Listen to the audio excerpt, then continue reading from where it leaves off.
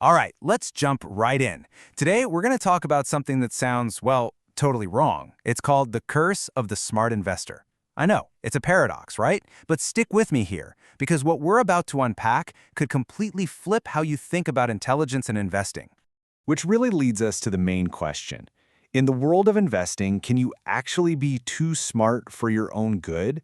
I mean, our whole lives we're told that being smarter is always better. But you know what?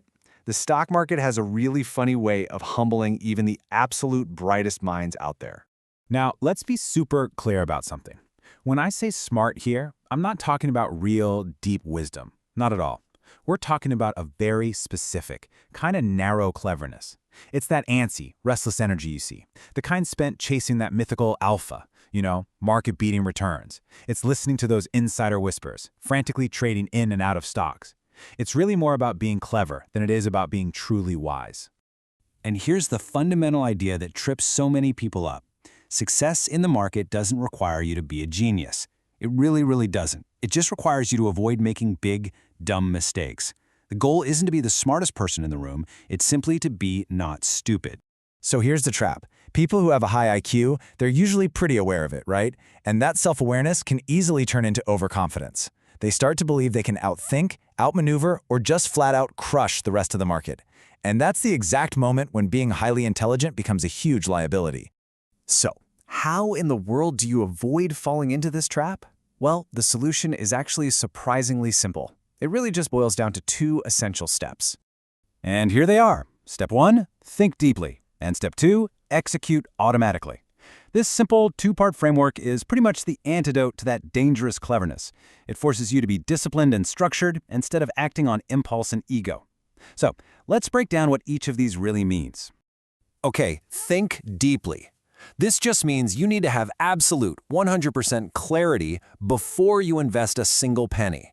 You have to be your own toughest critic. Just look at these questions. You've got to answer them with so much conviction that your plan becomes undeniable. And that last one, what happens if I don't do this? That question forces you to justify the very existence of your strategy. It's powerful. So, once your thinking is crystal clear, you move on to step 2, execute automatically. This is all about building an ironclad system, a system with no wiggle room, no excuses. You have to define every single variable in advance. Ask yourself, which specific funds am I using? Under what exact conditions will I buy or sell? What is my precise method for doing it? By setting these rules in stone, your actions are already decided, which keeps your emotions out of it when the market inevitably gets crazy. And after all that hard work, all the thinking and the planning, you get to the final, and honestly, the most difficult step of all. You just have to trust the system you build. It's about having unwavering faith in your own research and your own discipline, and then just following through, no matter what. I absolutely love this analogy. Think of it like you're a farmer. The clever investor, they're running around the field frantically digging up their crops every day to see if they've grown, chasing every little storm cloud. But the successful investor, they're like a farmer. They do the research, they choose the right crops, they plant them methodically, and then they have the patience to wait for the harvest. They just get that real growth takes time. And this quote just nails it. A farmer has conviction. They know what they planted, they trust their process, and they understand that there are seasons for things. They would never, ever panic and tear everything up just because growth wasn't visible overnight, or because their neighbor's corn happened to grow an inch taller yesterday. So here's the crucial point. Real, sustainable value requires scarcity. And in the world of investing, what's truly scarce? Patience, the simple ability to wait. The market is a system where all that frantic activity usually gets punished. True wealth, just like a successful harvest, is built by having a time horizon that most people are just unwilling to stick with. This, right here, this is the dangerous little voice inside the clever investor's head. It's this arrogant mindset that completely underestimates how complex the market really is. They see investing as just another test to ace, or another career ladder to climb, and they just assume their intelligence guarantees them an easy win against all the so-called average people. And that, in a nutshell, is the curse of the smart. It's this belief that being smarter should automatically mean you win more often in the short-term chaos.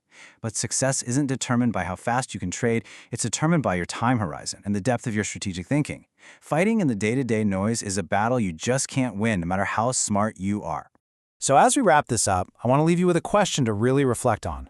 Take a good, honest look at your own approach. Are you the clever investor, always chasing some fleeting edge in the daily noise? Or are you the patient farmer, diligently cultivating your plan and just waiting for that inevitable harvest? The answer to that question could make all the difference in the world. Smash like and subscribe.